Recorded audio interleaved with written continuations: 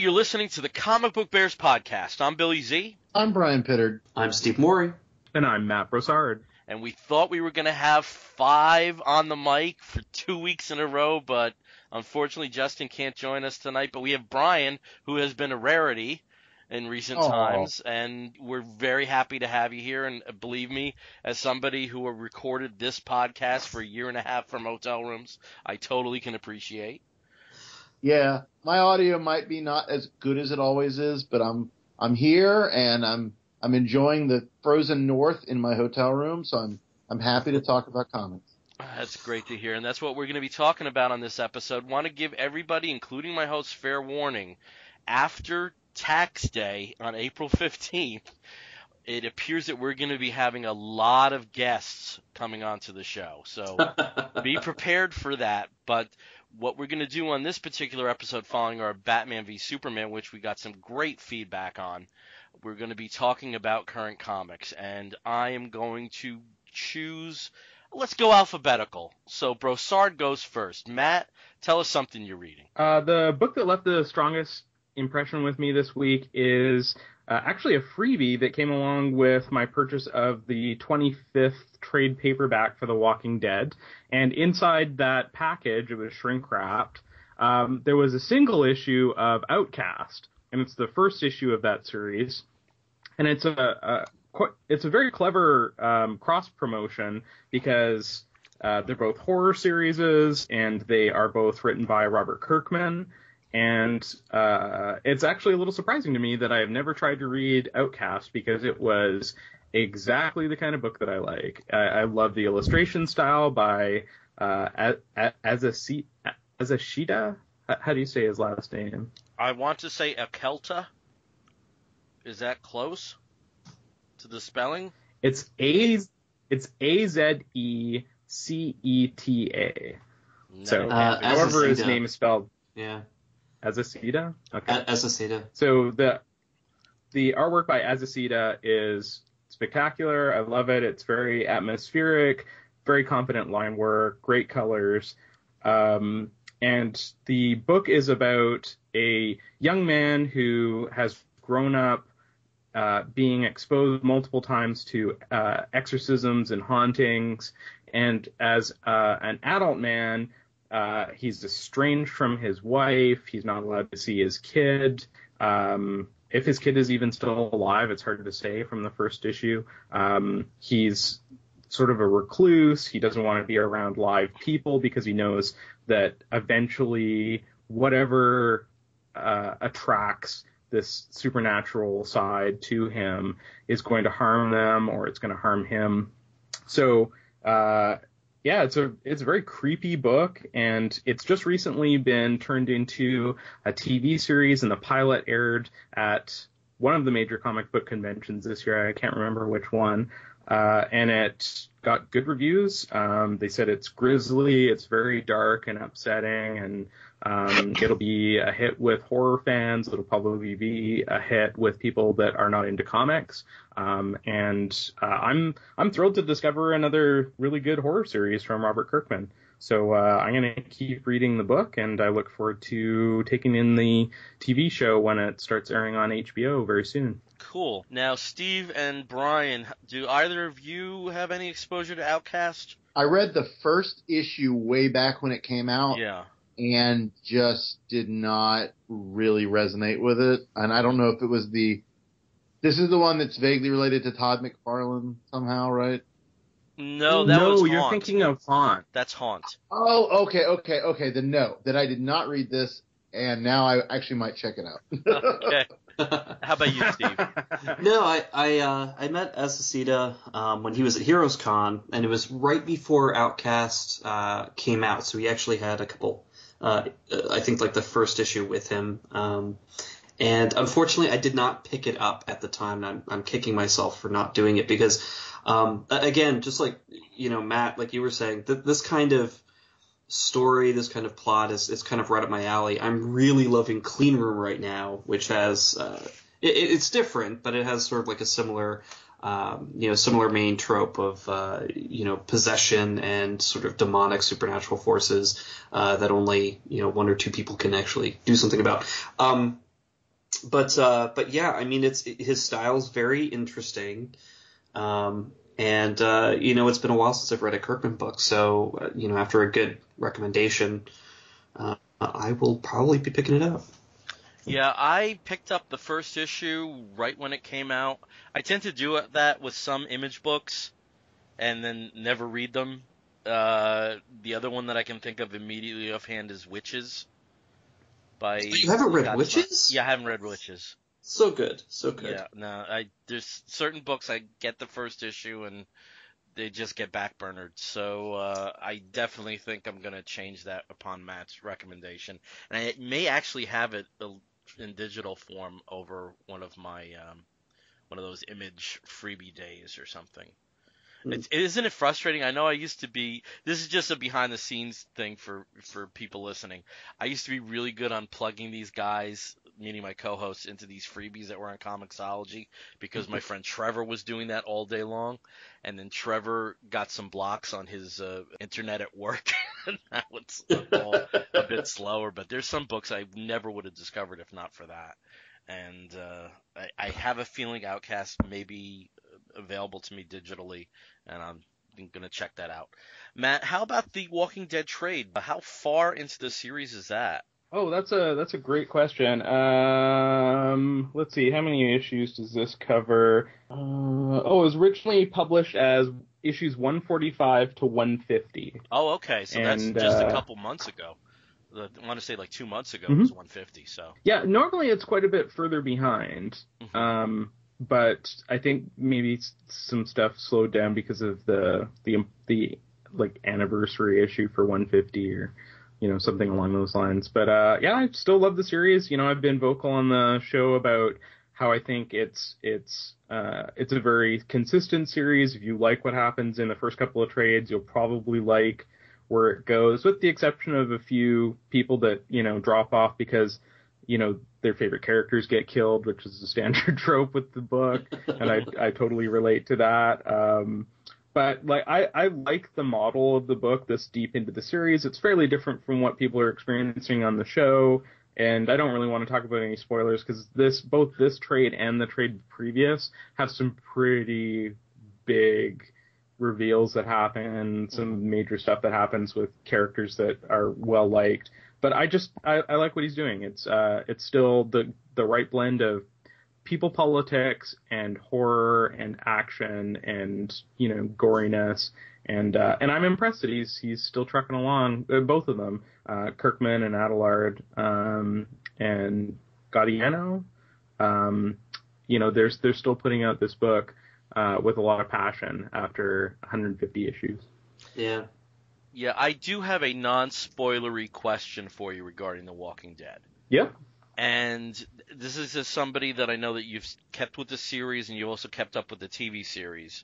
Would you be enthusiastic about certain characters that have appeared in the TV series that have not appeared in the comic, or do you want to keep those separate? I mean, because the comic book is so much further ahead time-wise, they don't really have any opportunities to incorporate the TV show characters into the book in a way that would really be relatable anymore. Right. I would have loved to see Daryl Dixon or Merle or any of the Just TV characters show up in the books, but it's always been so far ahead that I think by the time they realized somebody like Daryl was going to be such a fan favorite, it was a little late to try to introduce him. I think they were already well into Alexandria by the time that the show was really picking up fan appeal. So, it never stresses me the differences between the TV show and the book. They're both fun in their own right, and they're different. They're not so different that I think they're like night and day, but they're like night and a little bit later at night. Okay. The reason I ask this is because this came up at work. There's somebody who's been religiously watching the TV series and just started reading the trades, and he had a very interesting comment. It's like a remix. So I thought that was interesting. I mean, I guess it depends on which characters stand out in your memory. Mm-hmm. Right from the first trade, there's almost too many characters for me to follow. Right. And not that I don't like the artwork from the artists on this, because I mean they've been powerhouses on this book, and they've put a lot of effort into it. But early on, a lot of the characters look like each other, and so any differences in the makeup of the party didn't really stand out to me early on in the show. The big difference for me always comes down to Carol, because Carol's sort of like somebody I don't even remember in the book. I love her on the show, and then when I went back and reread the book last year, I was really surprised at how quickly she's dispatched and how unremarkable she is in the book. So, yeah. I mean, I think both mediums like have something for the fans. They've got different appeals. Okay. All right. Well, continuing the alphabetical motif, M comes before P. So let's hand this off to Steve. Maury, which I said right for once. Woohoo! So, well, Steve, what are you reading? And you didn't have to have my husband call you up or send you a nasty message on Facebook or something. Brian, I don't know if you remember that, but I think Jason had done that once. How could I forget? I'm mortified that I did done that. Well, I was more embarrassed, actually. I was like, why is he sending... Oh, whatever. But hey, so I decided to go a little bit eclectic this time. You know, well, sort of, not too eclectic. I do have my Valiant choice. But so one book that I don't think I've talked about since it came out was Cyborg. And this book has actually been pretty solid. It's definitely not one of the top tier titles at DC right now, and I think it is going to be continuing in Rebirth. They're going to give it a new #1 with a different team, I believe. Mm-hmm. So we'll see how that goes. I've been enjoying the team. Well, actually, I've been enjoying the writer who's been on this, David Walker, so far, and I like the direction he's sort of giving Cyborg in this series. It kind of gives him more to do, I think, and it's specifically related to his cybernetics and how that affects himself as well as the people around him. And they just came off of a pretty long storyline that started with issue 1, where this alien race sort of follows Cyborg from the future / alternate universe. And they've been infecting the Techno-Sapiens, I think they were called. They infected a whole bunch of people and turned them into sort of zombie techno-Borg creatures, which was very interesting. But the aftermath of that, of course, everybody loves an evil government faceless agency. And so they, in 8 and 9, and this is 9 is the latest issue,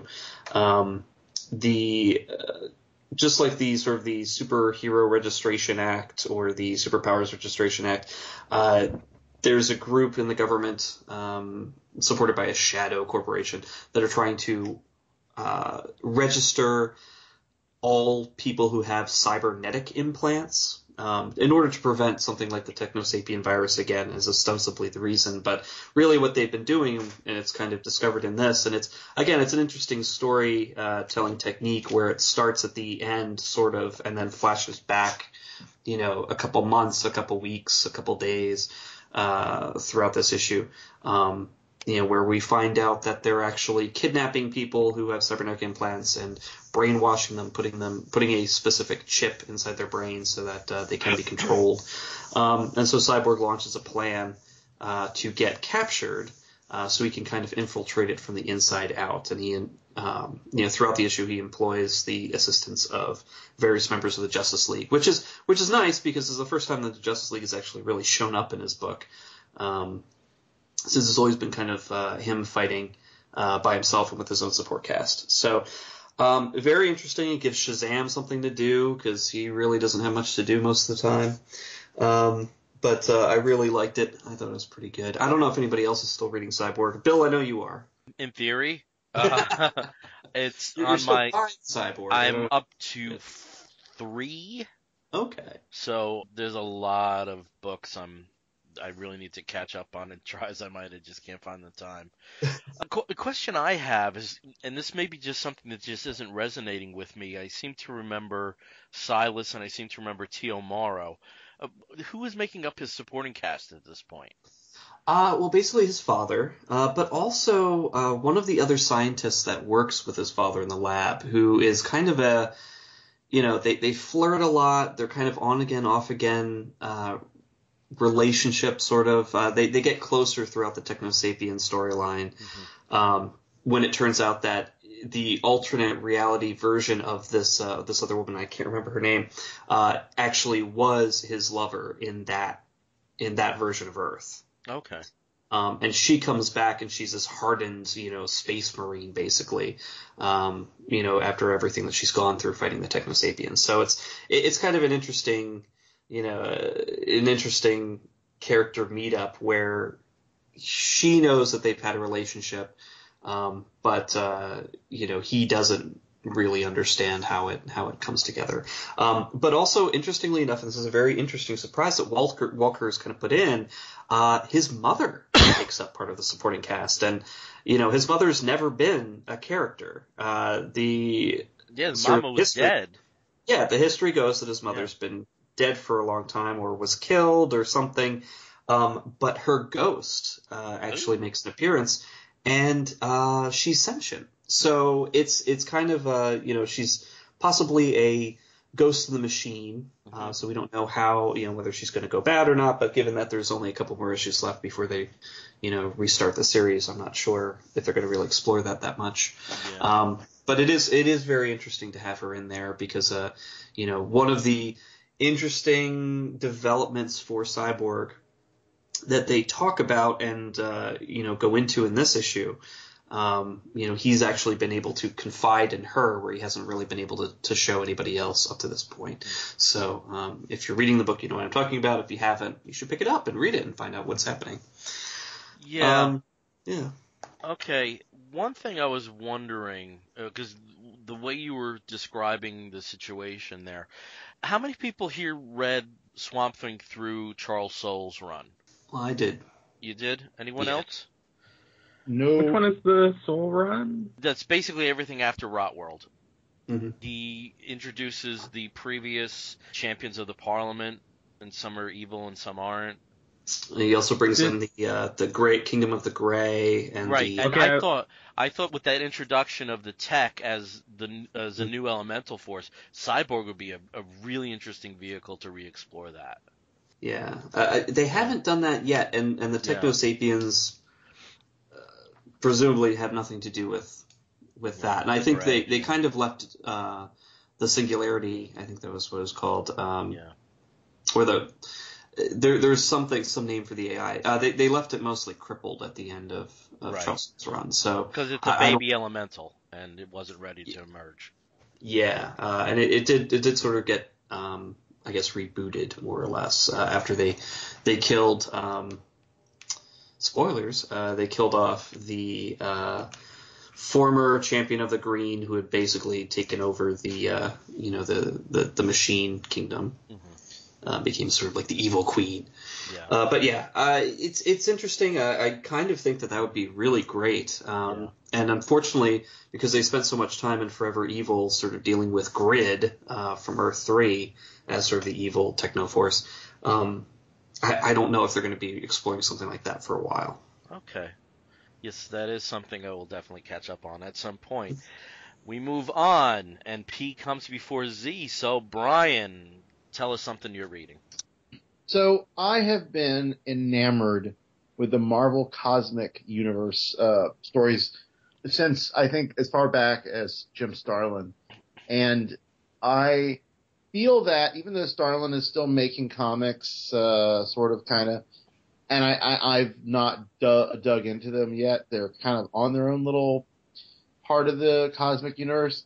The clearest successor to Marvel Cosmic that's going on right now, besides Guardians of the Galaxy, which I am not thrilled with, but it's doing it, is The Ultimates by Al Ewing and Kenneth Rocafort with colors by, I just saw his name. Anyway, I'll come back to that. because the colors are very distinct as well. This book is crazy sauce. Like, it is so very grounded in traditional Marvel heroes. I mean, you got Black Panther, you got Captain Marvel, you've got some newer members to the sort of contemporary comics like Miss America Chavez. You've got Monica Rambeau from, Next Wave and Avengers way back, West Coast Avengers. And I can't remember the guy's name. He's a newer character that Ewing likes to write. Is it Blue Marvel, I think? It's not really a new character.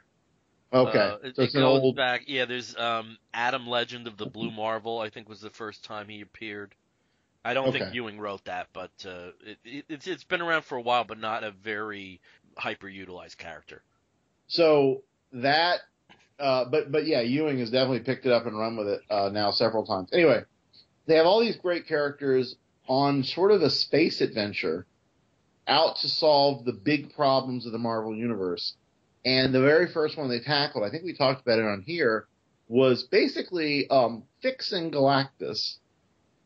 So Galactus, of course, we all know from Fantastic Four and other things, is this devourer of worlds. He has to sate his hunger. He needs to feed on the energies of a planet. And oblivious, of course, to whoever is on there at the time. But I guess way back in issue 1, they kind of reveal some backstory that Galactus was not really fully formed when he came through from a previous incarnation of the universe, and so they facilitated his coming into his own, intended destiny and made him Galactus the Lifebringer and changed his color and little sparkles and all kinds of cool stuff, which, for just the crazy idea of it, I was like, that's awesome. It's great. But the fact that Rocafort's art is so kinetic, and it doesn't have the Kirby crackle per se, and it doesn't have those sort of awesome wry, I don't know, like the smirks that Starlin used to do and Ron Lim later on. Like, it doesn't have that, but it has just these crazy frenetic penciling that I really, really like. It's very sketchy at times. It feels a little like, kind of chaotic, but that's what makes it work. So fast forward now, I think we're up to issue 6 or 7 now. They're starting to deal with the most recent major Marvel cosmic stuff. And cosmic, you can't get any more cosmic than the end of the Marvel multiverse and the recreation of it in Secret Wars. And so this issue has basically them talking about what happened at the end of Secret Wars and contextualizing it in the story that they're telling, which they're using this Galactus as the Lifebringer, but they're also showing that he has this allegiance to eternity, a great figure from, I think, Jack Kirby way back, that is basically in the entirety of the universe, or of the entire multiverse even, I guess. And if it's not in eternities, it is outside of eternity in some other space. And so they're talking about how, Reed Richards and Franklin and the Molecular Man, how they're recreating all this. They touch on all that. They touch on the fact that there was somebody in this grand remaking that was left out intentionally from what was created. And of course, after reading Secret Wars and considering who that could be, they reveal, and it's, again, not a big surprise, that it's Thanos. And so now this issue has Thanos finding a way back into our reality, back into our universe specifically, through the adventures of this group that I don't think they call themselves the Ultimates. I really think that's just the tie over from the previous Marvel Ultimate Universe. But this group of problem solvers comes back through reality thanks to Galactus's intervention, and because of that, Thanos finds a way to come back through and is now back in our reality. So it services the ends of bringing Thanos back into our world, but the story is just really fun and great, and it also sort of portends a little bit of the new Civil War coming up, because I think, like they're doing in some other books like Standoff and Captain America and Avengers and all these other books, they're talking about these threats and how S.H.I.E.L.D. is sort of trying to be proactive on these threats. And similarly, this group they're talking about how the past and the future of the Marvel Universe are fluid, and how, you can make changes to be proactive and try to prevent things. And it all sort of seems to be kind of servicing this editorial drive towards Secret Wars. So this book does it really well, and it's still entertaining, and there's this grand mystery about why this Eternity figure is all bound up in chains, which isn't just this hot bondage thing that they were into, as much as that would be exciting as well.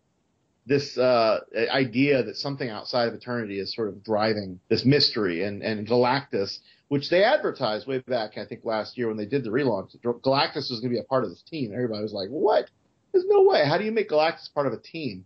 Well, I mean, you don't really make him part of a team, but you keep bringing him in and out of the story, and that's what they've been doing. So if you like Marvel Cosmic, if you really enjoy any of these characters, and if you like really fun sort of high concept space stuff, this is as much as you're getting right now in the Marvel Universe, I feel like. The closest connection to what Hickman had done previous to this, since Hickman is, no longer doing any Marvel at the time. So, like, if, even though I'm not a huge fan of Al Ewing's writing overall, I feel like this is very, very good. Probably some of the best stuff he's done. And again, it gives me that cosmic fix that I need. So I'm really loving the Ultimates. Are you guys reading this? Nope. I'm actually not even hearing any sort of enthusiasm about this book. I basically knew who the original lineup was in the first issue, and that's all I knew. I had no idea it was taking this kind of turn. Oh, yeah. And I thought we had talked about it. Maybe we just mentioned the lineup. But, yeah, I really, if this is your thing, and this is not the thing for everyone, trust me, I get it.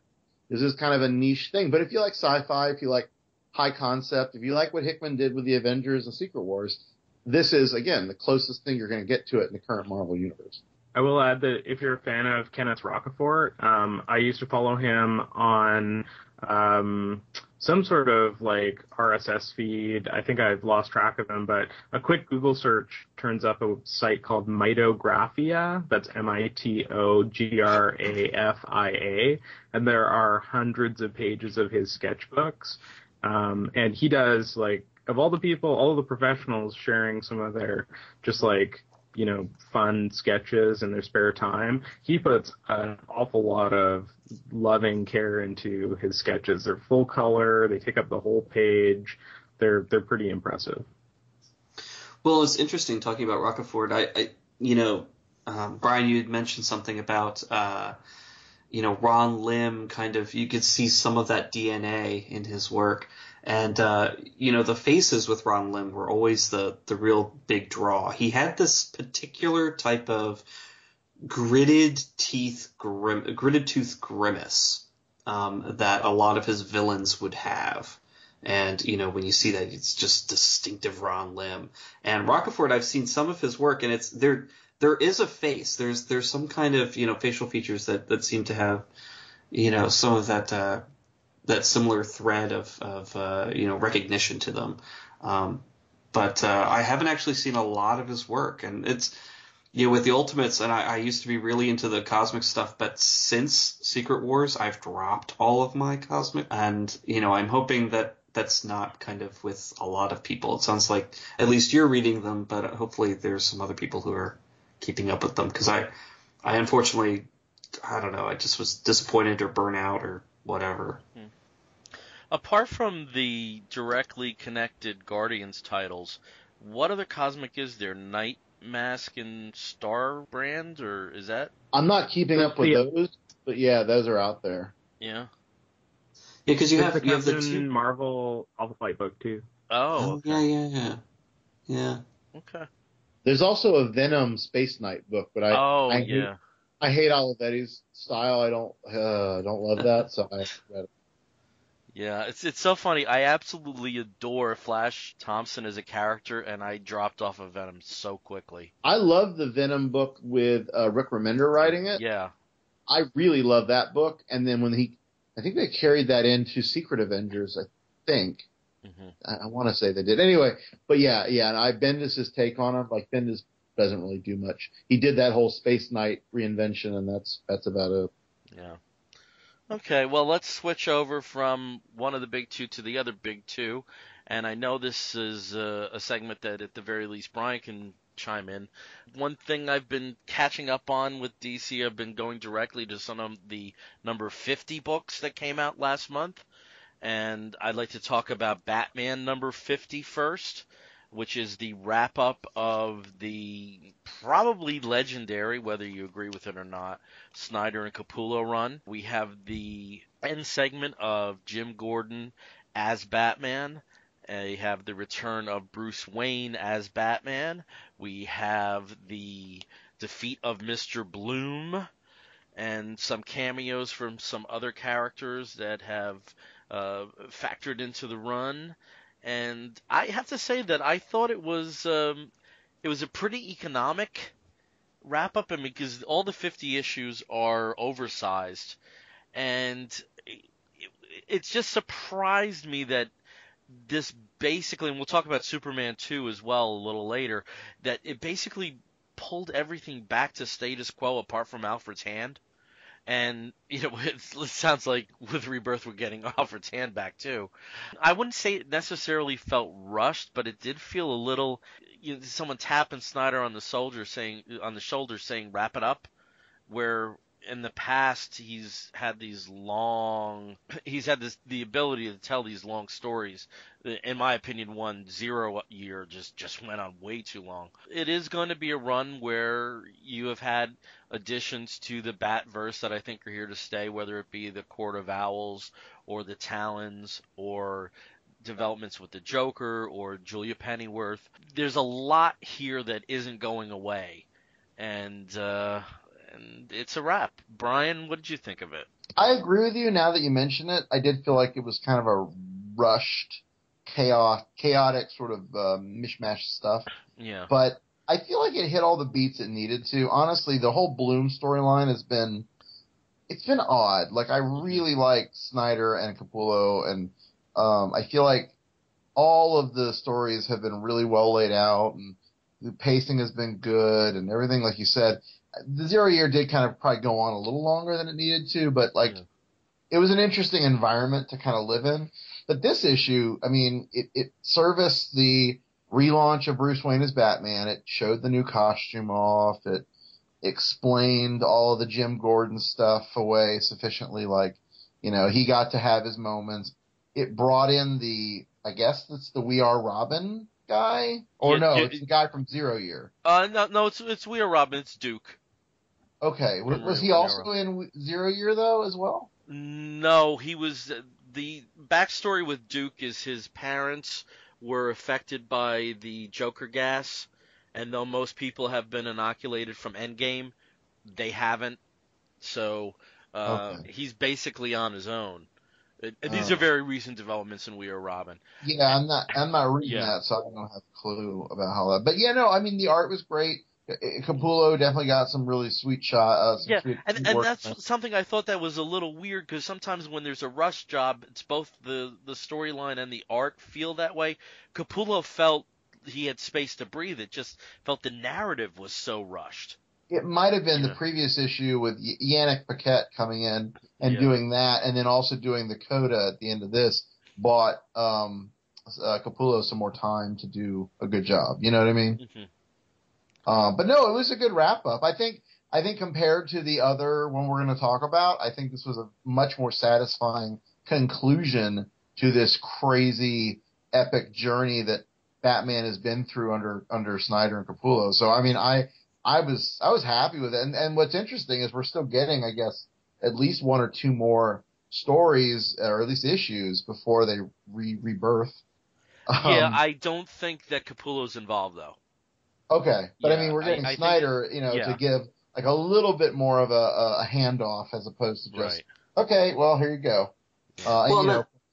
News notwithstanding, we know that Snyder's not really giving up Batman exactly. Right. Yeah, I mean that was my question actually. I was kind of surprised with the 50 issues, the number 50 issues that have been coming out, and really I've only gotten Wonder Woman and Green Lantern.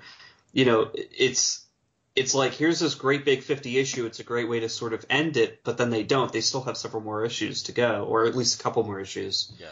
before Rebirth comes in and starts everything over or whatnot, but with a new team. So it's kind of interesting that he would do like this big wrap-up issue when he's still got more time to wrap up, so there shouldn't be a need to really rush, a lot of story elements sort of all in one issue, just kind of, draw it out to like a big part 1 and then maybe a smaller part 2 and then sort of an epilogue.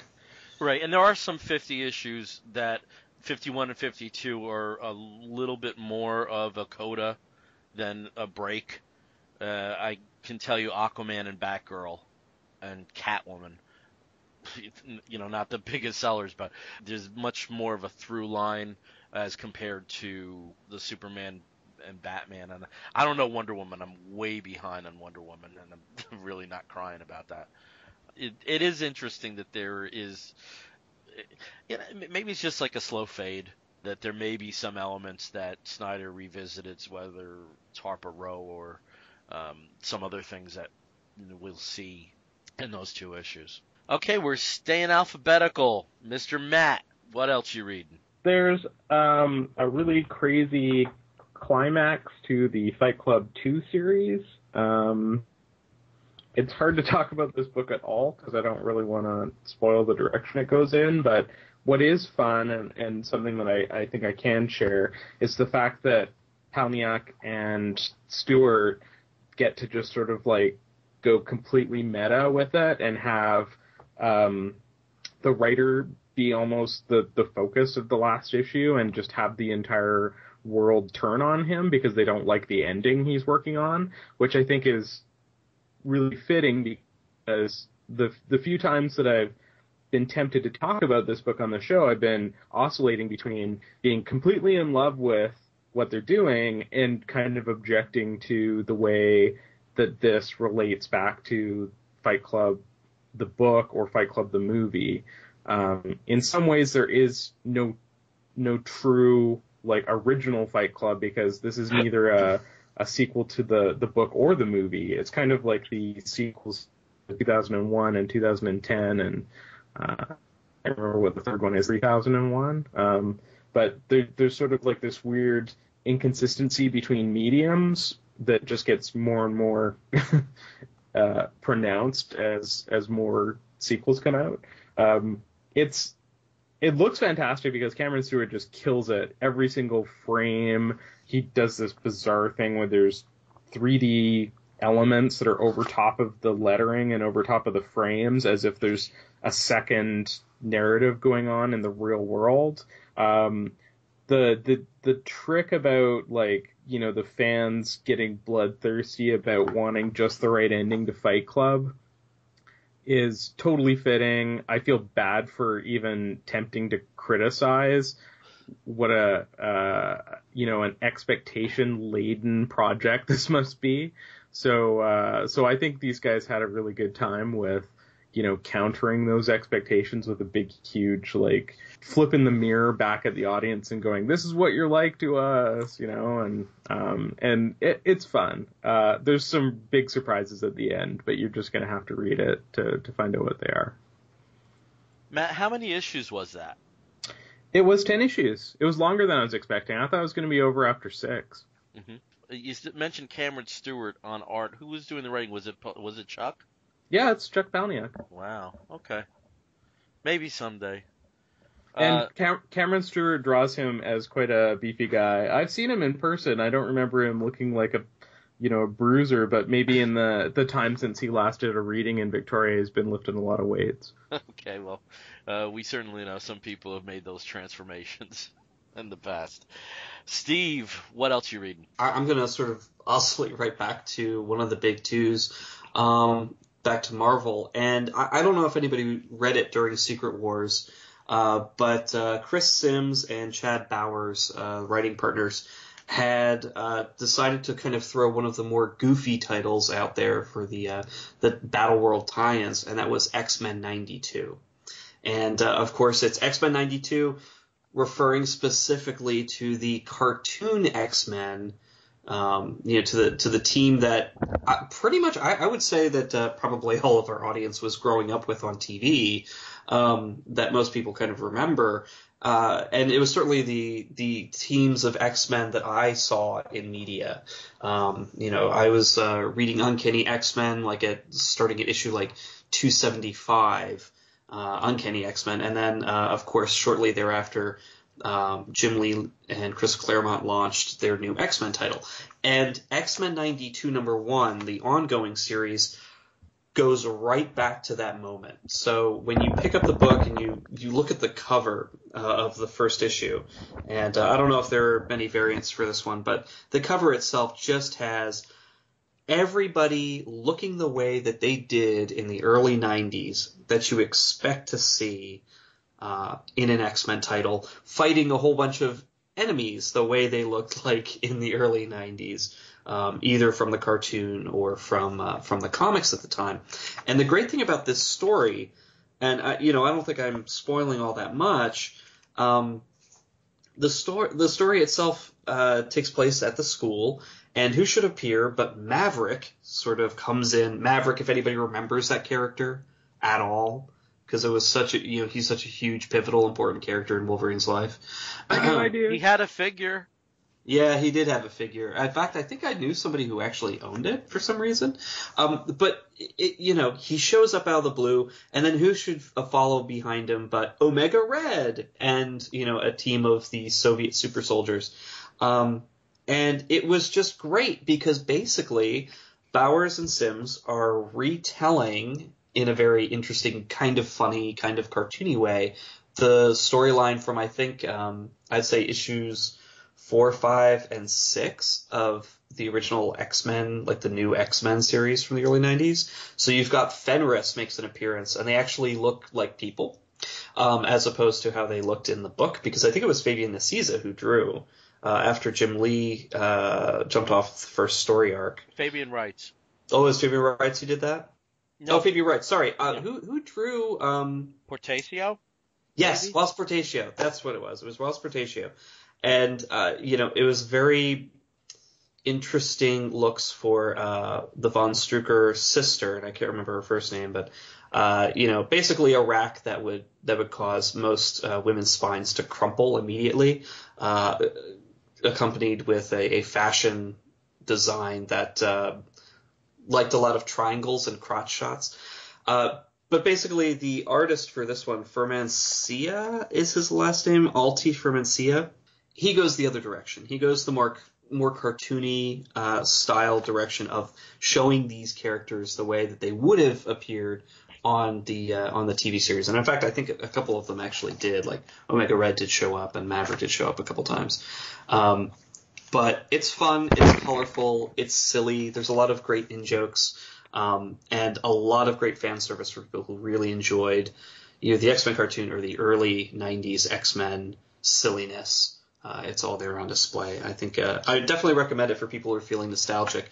But it's a fun read besides. It has nothing to do with the current X-Men titles or the current X-Men direction and storylines that are going on. So, if you want a touch of nostalgia with some fun, go ahead and pick up X-Men 92. Now, with the miniseries that sprung out of Secret Wars, I know Brian read that, right? Mm-hmm. Yes, I did. Did anyone else read that? Yeah, I think I read half of it, and then it kind of got lost in the pile of other Secret Wars tie-ins. I have a scary question, which will make me feel very old. How old were you guys in 92? I was 12. Oh, jeez. Matt? I was 13. Yeah. Okay. I would have been 15. Okay. Yeah, 15. So I would have been buying all the booze, huh? Hey, mister, can you run into the package store and get me some liquor? Get out of my way, kid. Yeah, because I was... Were you 12 in, the 30s? No, I lived in Rhode Island. So, Brian, you know what the accent's like. If you drive to Warwick or Pawtucket, you could probably hear a little bit more of that. I used to live in Cumberland, which is really close to Providence. Oh my God! You're giving me nightmares, and I'm up here. Come on. Just walk out your door and you can hear it. I want to picture everybody in the comic book Providence talking with that accent. Oh. With right. tentacles and sort of, You got your fish There's sticks. Ivy in the dark. Okay. Actually, Brian, have you had any red chowder yet? Chowder. Yeah. But have you had the red stuff? No, I don't like that. That's nasty. Really? When I In Rhode heard Island, about it's good. Rhode Island clam chowder, I was like, what's that? Oh, it's broth and sadness and salty tears? No, I don't want that. It's so good. It's so good. All right, well, Brian, you sort of have the mic right now, so why don't you tell us something else that's good? What else are you reading? There's so many books right now swimming around my head. I will tell you, as I flew up here this morning, I made my way through Hellcat, the latest issue of Hellcat. Patsy Walker, a.k.a. Hellcat. Sorry, I have to get the title right. And here's the thing. I don't remember the last time a comic book character's gotten a tattoo in a comic book. So kudos to Kate Left for putting that in there. But I feel like this book is sort of not losing its charm. It's got its charm. It's got its sensibility. But I don't know that I care, like, the angle the storyline they're doing right now, which is this weird kicked out Thor or Asgardian Casolina. And I just don't know anything about her whatsoever, so I'm just like totally lost on that. And you don't need to know that because Kate does a great job of giving you the backstory and giving you all the stuff, but I just don't care. Like, I really want cute little moments with Patsy and her gay entourage. Like, I want her two gays featured more in the book than they are. Mm-hmm. And they had one, maybe two, like, brief little, like, panels in this last issue, and that was great. The cute little skinny guy was using his telekinesis thing to help put books away for the bear. And that was adorable. And I was like, oh, I bet the bear's checking him out. And I bet you, oh, the little cute little Twinkie's like, hey, look at my butt as I'm doing this. Like that was great. I'm happy with those moments. I want Kate to write a lot more of that with Patsy, of course. But she's bringing in Howard the Duck. She's bringing in She-Hulk. All of these, like, characters are playing roles, and that's fine, but I don't care as much. I want Patsy Walker and her gay friends. That's what I want the book to be. And is that wrong? I don't know. The art's great. That's fantastic. Fun. Brittany Williams, I believe. Did I get that right? Think so. Okay. I was going to say Brittany Murphy, and I'm like, I know that's wrong. Yeah. I know it's not Brittany Murphy. I think it's Brittany Williams. It's cute. It's very reminiscent if you are enjoying Unbeatable Squirrel Girl, which I also am. It's probably one of my favorite books.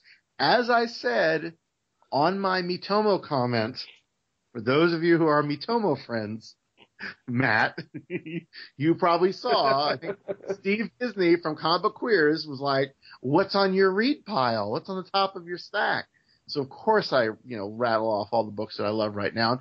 Unbeatable Squirrel Girl is definitely ahead in terms of the enjoyability. But if you like that kind of offbeat sensibility and very cartoonish anime manga sort of influence in the art style, like, this is a book you will enjoy. And if you like occasional gay friends coming in and having wacky adventures, then you'll like this too. But, if you're coming out of Daredevil, not Daredevil, if you're coming out of Jessica Jones, and you really want this, Patsy Walker kicking ass, hardcore, whatever, that's not what this is.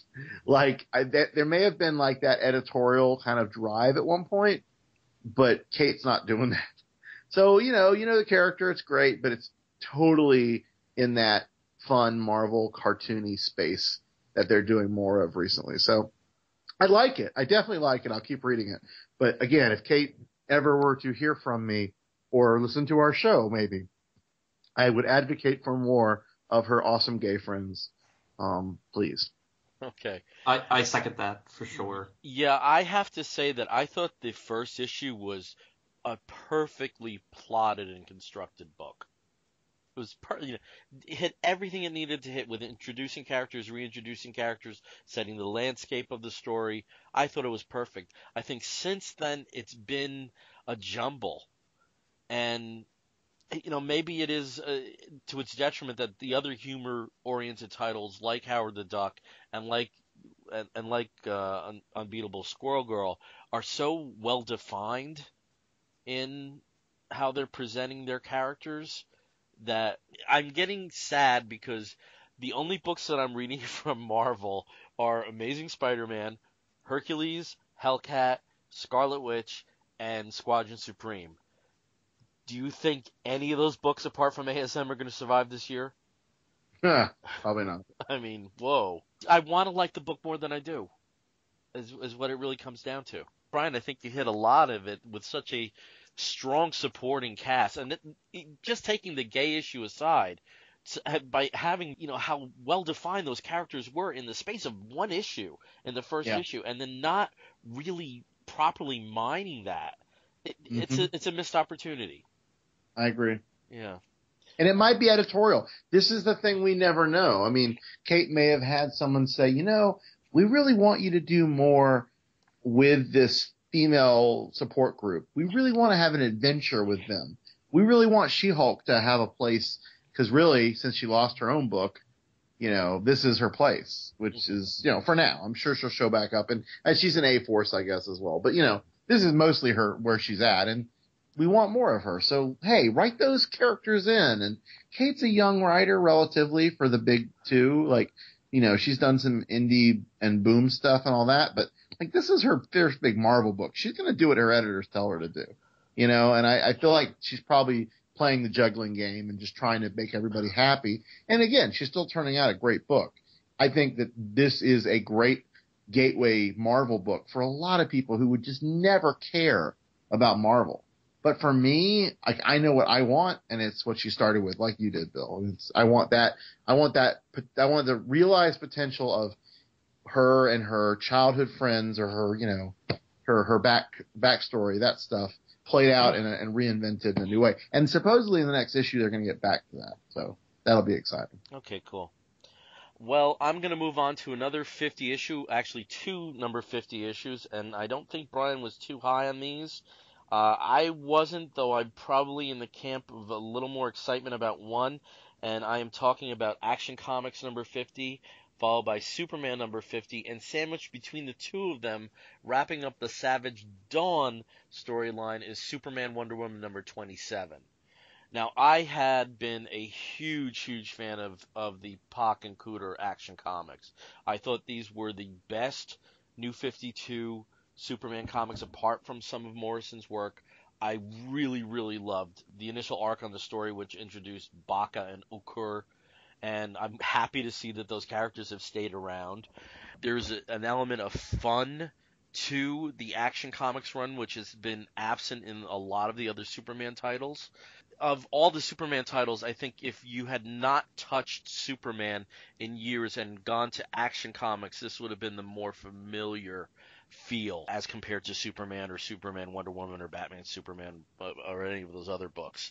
What goes down in Action number 50 is the scions of Vandal Savage are attacking Superman, who is so hard to describe this. He's infected himself with the Metallo's kryptonite so that he actually has some power to... Brian, did you catch the science of that? I totally spaced on the science of that. Okay, yeah, it was so weird, and there was part of me that wanted to go back to the previous issues of Superman to catch it, but I was like, I'm not that brave. So we have the wrap-up of the Action Comics run. The one thing I have to say within Action Comics was, again, like Batman number 50, you have a situation where the characters basically return to a status quo, and at the end of Action Comics number 50, we have Superman costumed again. And I have to say, it was almost as if somebody else had written the last 5 pages. Brian, did you get that sense at all? Because it almost felt like if there was editorial interference, boy, did I feel that there. It didn't stand out as much to me, but honestly, I started flipping through these pages so fast that I probably missed it because I just did not care. Mm-hmm. I wanted to care. I love Superman. We've talked about this ad nauseum. And I love Greg Pak. I think Greg Pak's a great writer. Jin Lu Yang has a lot of potential. The creative, that side was fine. The art, was jam issue time, lots of different artists, whatever. But I just did not care. And I knew where they were going, and I just wanted to get through it. So I missed it completely. Yeah. Then I'll have to mention Superman Wonder Woman, number 27, with Wonder Woman only appearing in the first 4 pages. A missed opportunity because through the end of Action Comics number 50 and all of Superman Wonder Woman number 27, we have a shirtless Vandal Savage. This should have been my favorite comic of all time. That didn't even do it. And then we move on to Superman number 50, which I really wanted to like, because I have liked Gene Yang's Superman. I have enjoyed a effectively problematic concept of Superman being outed to the world, and I thought he handled that fairly well within the confines of the Superman title. Savage has just to try to encapsulate what's going on. Savage is trying to recapture the power of the original comet that gave him powers, and in the action there, he takes Superman back to a Krypton. Yet Savage it basically shows potential futures, though they aren't potential futures at the time that he's showing them. The science was weird, but again, we have this almost the status quo of Superman in a classic up and away pose, flying with a bird, still in frame, and just a nice touch that they did bring John Bogdanovi back, who was a very prominent Superman 90s artist. What did you think of this one, Brian? I mean, it's the same thing, honestly. I just, I knew where they were going, and you're right, the whole alternate future, whatever the heck that was, that just didn't, it was just weird. I don't know. I really wish I had Superman spent more. What's that? The General Superman with that team that was fighting the Dominators, which had some cool elements to it, but that was the coolest element in the issue, and it was over before you knew it. Do you know what it almost felt like with that?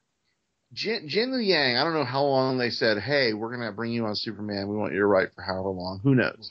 It almost feels like, do you remember when James Robinson was wrapping up Justice League? Mm-hmm. And they were about to do the New 52, so he kind of went, oh, and we didn't get to show you this, and we didn't get to show you that. It almost feels like that he wanted to maybe explore this in a little more of a longer version, mm-hmm. but because he needed to sort of finish things up, he kind of just crammed in there. I mean, who knows? But mm-hmm. yeah, it definitely was too much and very kind of odd pacing wise. So yeah, I kind of got through it and I went, okay, well that was a thing. And now Superman's back and great. That's yay. But that was about it. Yeah. I'm actually kind of excited for the rebirth with the Jurgens thing. And as much as, Jurgens has written Superman to death, but literally in some, I see what you did there. Yeah. But really I am actually really excited to see how his pre-52 and the post-52 Superman sort of find their place together. That actually really excites me in a way. And supposedly, even what I'm hearing is that the pre-52 is sort of he's gonna take more of a, he's gonna have more of a focus. I'm ready for that. Let's just move on to that. Yeah, I also heard at WonderCon that there was a lot of speculators picking up Lois and Clark and Titans Hunt issues, to the point that Titans Hunt number 1 was a wall book going for about $30. What? Yeah. Crazy. Yeah. If there are 2 titles that are happening right now which seem to at least provide some prelude to what we might get, those 2 books, because of and they're also ending early, both of them. We're originally scheduled for 12, and now we're both 8 issues. So there you go, DC. Well, that's a good chunk of comic talk. Are there any other books people are dying to get in there? I had one more that I had to bring up, only because it's so huge and momentous. Captain America number 7. Did anybody else read this? No. I have not read a Captain America book in 3 years, and I used to be religious about Captain America. I will just say that the Nick Spencer stuff that he's been doing with Falcon, with what's Falcon's name? Sam Wilson. Sam Wilson, thank you. Like that's actually been okay. Like he's kind of brought some of his political satire sensibilities to it, and with the whole Secret Serpent Society, like it has actually been some interesting sort of commentary on society and you know, the big companies, big corporations. It's been really okay. And with the Opeña art, even if that's not your thing, like the art's been great. But this issue is huge for several reasons. One, it brings back Steve Rogers to a young Captain America state. And of course, kind of like how Sam Wilson got his Falcon powers, it was through the Cosmic Cube. Like that played a role. They had this whole living embodiment of the Cosmic Cube in this character, this little girl, and in this crazy battle in a bowling alley, which sounds kind of awful, but whatever. With Crossbones, they repowered Steve Rogers, so he's back to young, kicking ass Cap. So that's huge, right? You know, that's a pretty big change. I feel like it totally didn't really live up to the potential that it had, you know, like they really, when Remender left Captain America, they really didn't know what to do with him. So they just kind of kicked him around like a lot of people probably treat their elders, to be honest.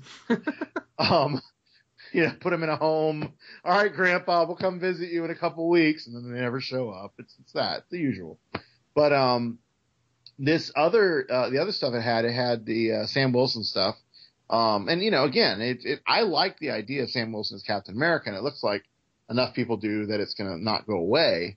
So they're going to have, you know, the whole multiple Captain Americas thing. But what also they had is they had backup stories. They had one with art by, oh God, what's his name?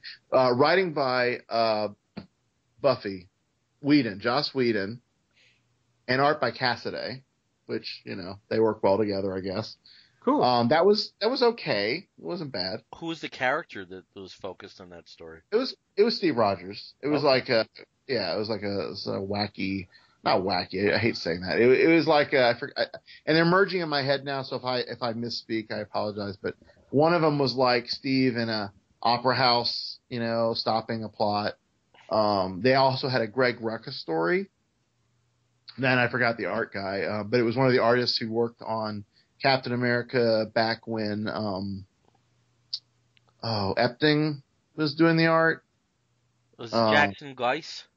Yes, I think so. That's a really good combination of writer and artist. Yes. Oh yeah. No, I'm gonna seek that out because that's a good combination. Yeah, no, it kind of evoked. They were trying to evoke that era. Who was the writer back then? It wasn't. I mean, I would say Epting. He was the penciler. Brubaker, thank you. So it was trying to, I think, bring that sensibility into it. But you know, it didn't quite work. But I mean, Rucka's a great writer into itself. And then it had they couldn't, I guess Jeff Loeb was busy or whatever, but they had Seeley doing art and story on a Captain America adventure, and that was great too. So they really tried to kind of bring in a bunch of different eras. I mean, the Whedon one isn't really I don't think he had ever done Captain America before, but you could almost pretend he was doing mutants, and it was like an astonishing Captain America story or something. I've got a question. Was there a pinup in there for all those people that are shipping Steve Rogers and Bucky together? No, but that would have been amazing. That's a missed opportunity, because I'm loving all those Stucky pinups and drawings that are all over Twitter lately. Oh my God, that's fantastic. Stucky. It's like there's like the sticky connotation. No reference of Dale, but you know, like right. Stucky. Like it just has that. Anyway.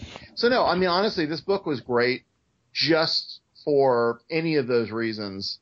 And even if you're not reading the main story, it really kind of picks up with this whole standoff.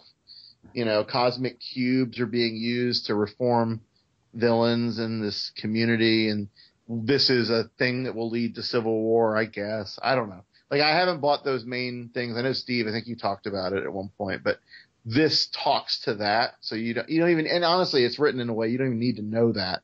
They give you all that material. So yeah, it was fun. Are you going to be into Secret Wars 2? Or, not Secret Wars, Civil War 2?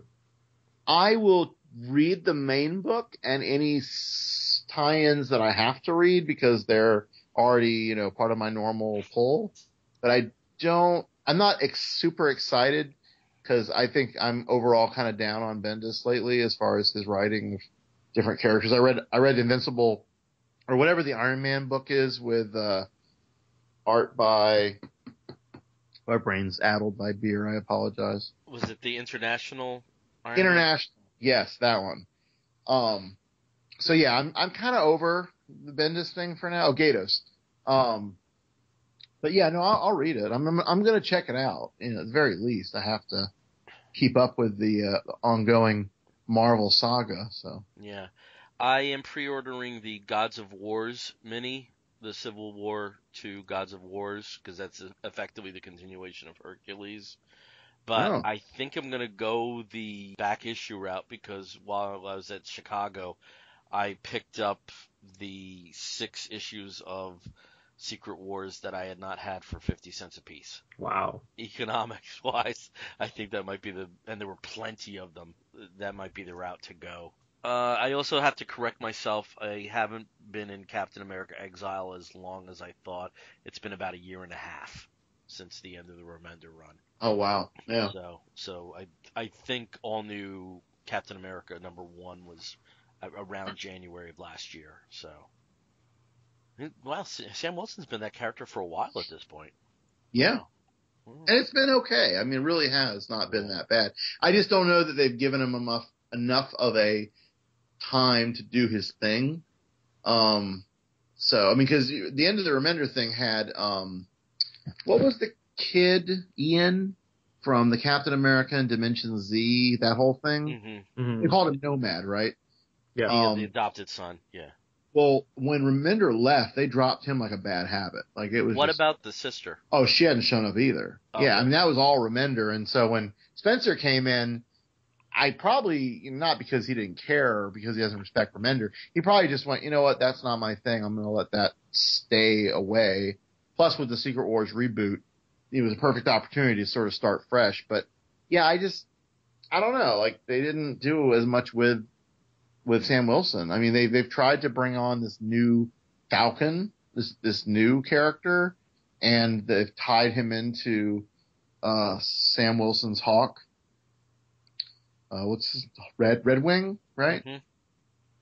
So, like, they've tried to do all this. And again, Nick Spencer is best when he is getting to do biting, sarcastic commentary on society and on whatever. Like, his Ant-Man is great because it has elements of that. His Captain America is great because it has elements of that. His Infinite Vacation was like that. So I love when he gets to do that stuff. But, yeah, I could see it. Again, it's not for everybody. And if you want a Captain America kicking ass book, it's not really that. Okay. Well, for somebody who isn't following, and I think this went down in Avengers, or All New, All Different Avengers, whatever the hell they're calling it right now, the Sam Wilson, Jane Foster connection, is that still happening? Or is that just a kiss on a cover? No, I think they spend time together in the next issue, and they're either kind of just making time. Like I think I remember a panel where Sam Wilson is like going to her chemo with her, like Jane Foster. I mean, it's something. I don't know that it's growing into anything more than that, but yeah, they were definitely playing with that idea. I'll definitely pick that up because I was unaware of the backups that were present in that issue. Do you know offhand how many pages that thing is? I don't, but it was definitely more expensive. I think it was $4.99. Okay. At least, and it was a hefty issue. All right. Any other books you guys dying to get in? There is one, okay. And I wasn't thinking I was going to be talking about it, but I decided because we haven't talked about any of the Archie books for a while, I wanted to throw in Jughead #5. Did anybody else read this? No, I haven't though. Oh, well, okay. It's on my pile. It is wonderful. If anybody's been a long-time reader of Archie, and I think if anybody's been in a waiting room at a doctor's office for a long time, you've picked up random Archie books over time, or at the checkout counter in the supermarket. But one of the things that I remember as a kid was the superhero versions of the Archie characters that would sometimes have different storylines, usually when Jughead was having a fantasy or got hit on the head or something, or, Betty had some kind of, interesting dream. Well, they make an appearance in Chip Zdarsky and Erica Henderson's Jughead, in Jughead number 5. And it's sort of part of the ongoing storyline about the school being taken over by a sort of like an odd, some kind of private, military contractor guy who's turning everybody into some kind of, super soldier student or something. That was probably it was a fun element in this one, and it's kind of the main, I guess the main push for this particular issue. But my favorite part of this issue, in order to investigate sort of the history of this new principal who's taken over the school, they decide to go one town over. And in this town, they meet all of their opposites, all of their gender opposites. So you have Betty and Veronica and Jughead and Archie and Reggie all meet their gender opposites. And it's hilarious. Kevin Keller as well. Kevin's there and meets, a short-haired, a pixie-haired lesbian who looks exactly like him. And Jughead meets a girl who looks like him and just can't stop eating burgers and sushi, I think. And Reggie finds the love of his life in Regina. It's just, it's so clever. It's funny. And I know that these are elements that have shown up in Archie over the past, 70 years or so. But having Zdarsky take on the writing aspect and Henderson with her art, it just takes it to another hilarious level. And I love it. If you're not reading this book, you're totally missing out on all this humor that comes through, not just in, the dialogue and the general writing, but Henderson's art. If you like her on Squirrel Girl, I mean, she puts in a lot of visual jokes here as well. And I think this book is great. You really should not be missing out. This particular issue comes with 3 variant covers. And I picked up the one that is actually the Elliot Fernandez cover with, I forget Jughead's superhero alter ego's name, but it's him and his dog companion on the cover. It's just really fun and dynamic and silly, but it's just another great reason to pick up these books, because there's different variant covers to choose from, and pretty much from what I've talked about with my LCS manager is that it's really easy to get the variants. You don't have to have as many hoops to jump through as some other companies do. All right. Well, if there's no other books that people are chomping at the bit to talk about, why don't we move on to the Woofs of the Week, which is our final segment of the show, which is where we spotlight something, be it a comic or a film, television series, charitable initiative, anything under the sun that we think is gurry and woofy and we want you to know about.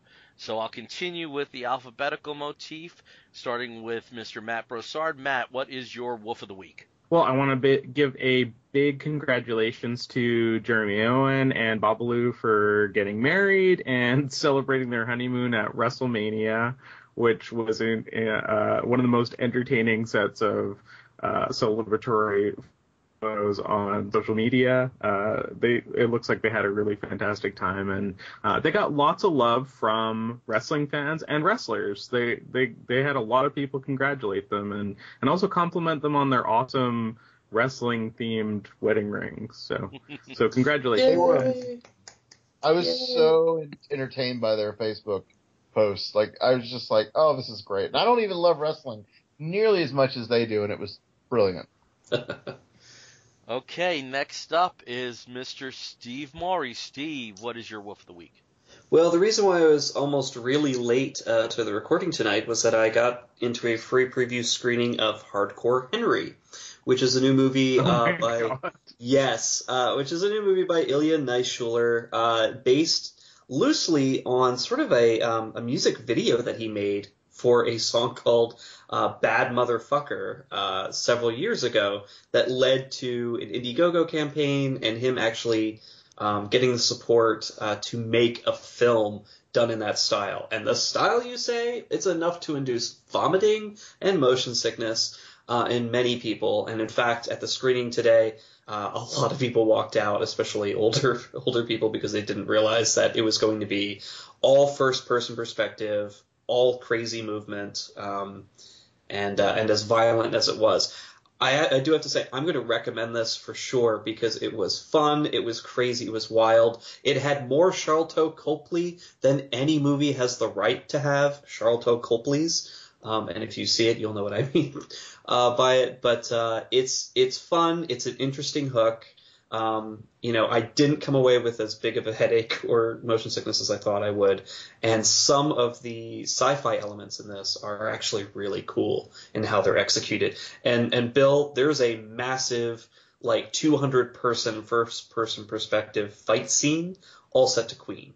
So it's just a lot of fun, a lot of ridiculous violence. I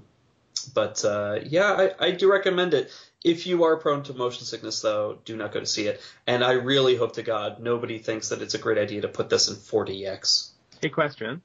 Do you think that experience with first-person shooters better prepares younger audiences to take something like this?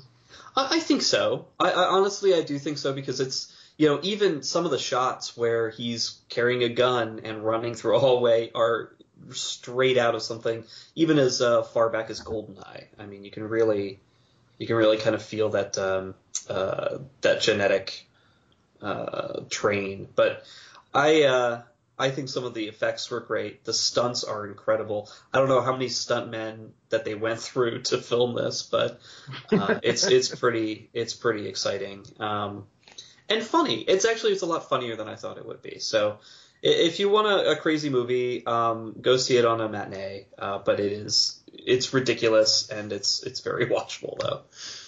Okay, next up is Brian Pittard. Brian, what is your Wolf of the Week? Kevin Wada, Christopher Anka, Drew Green, several other artists that I really like.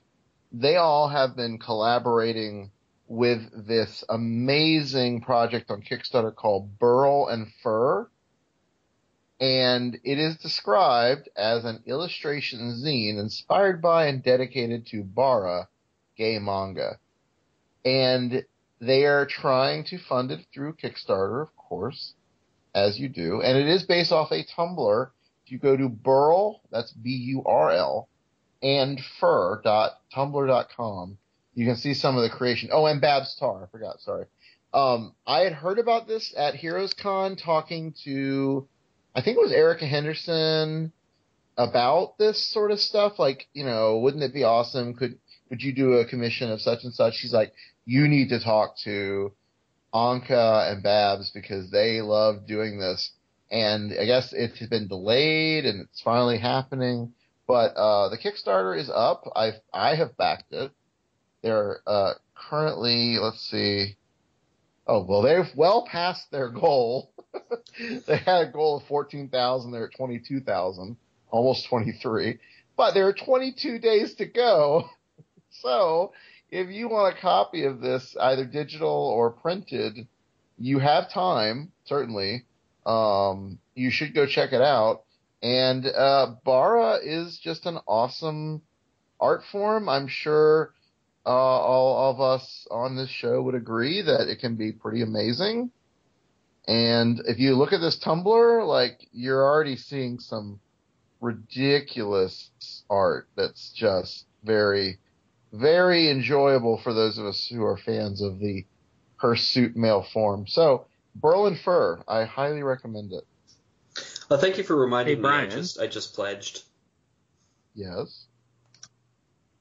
I was going to say, do you have a favorite Bara work that you'd recommend?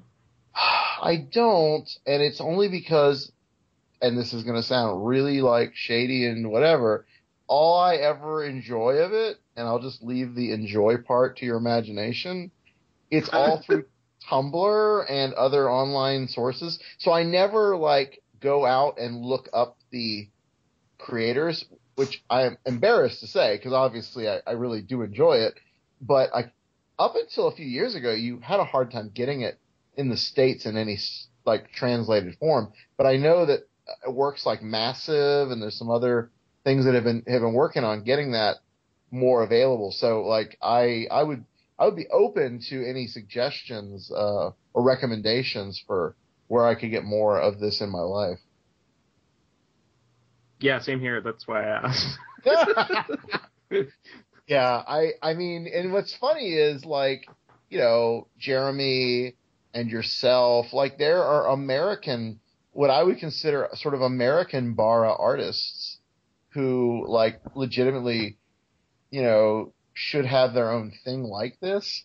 So maybe if there's a second one, we could get you guys to do stuff. Like, I mean, your stuff and his would fit right in. And, like, I'm looking at Kevin Wada's ridiculous bear in these tight athletic shorts with a little bit of belly showing under a Superman shirt and like Mickey Mouse ears. It's like random and weird, but the face on this guy, I don't know who it is. I gotta message Kevin and find out like who was his model because it looks so familiar.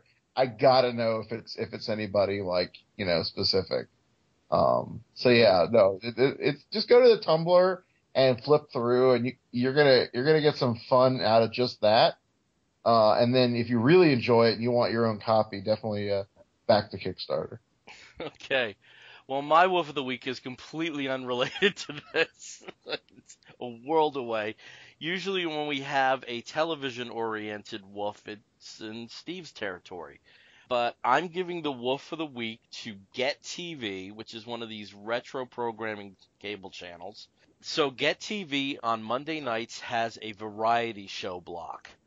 And it starts at 8 o'clock with the Judy Garland Show, which was a short-lived show that was on the air for 1 year in 63 to 64 on CBS, followed by a special. This particular Saturday, it was a Woody Allen variety show from 1967, followed at 10 o'clock by the Merv Griffin Show repeats. I'm old, but I ain't that old that I was around for this type of programming, but with a week where we had no Gotham, no Supergirl or Lucifer, I was just on overload with the political programming. I needed a break, and this was the ideal break, and I'll be back again, especially when we do have these shows hitting the summer hiatus. So Get TV's variety show programming block on Monday nights is my Wolf of the Week. Okay, that's our show. We'll be back next week. Again, we are the Comic Book Bears podcast. You can find us on the Twitter and the Tumblr and Instagram as Comic Book Bears. You can find us on the Facebook as Comic Book Bears Podcast. You can download our episodes through Libsyn, through iTunes, through the Earth 2 Podcast Network feed, and also through our own feed. If you want to reach out to us, you can do so by sending us an email to comicbookbears@gmail.com. So until next time, I'm Billy Z. I'm Brian Pittard. I'm Steve Morey. And I'm Matt Broussard. You're going to hear a wolf and an explosion, and again, we'll be back next week. Take care, everyone. Wolf!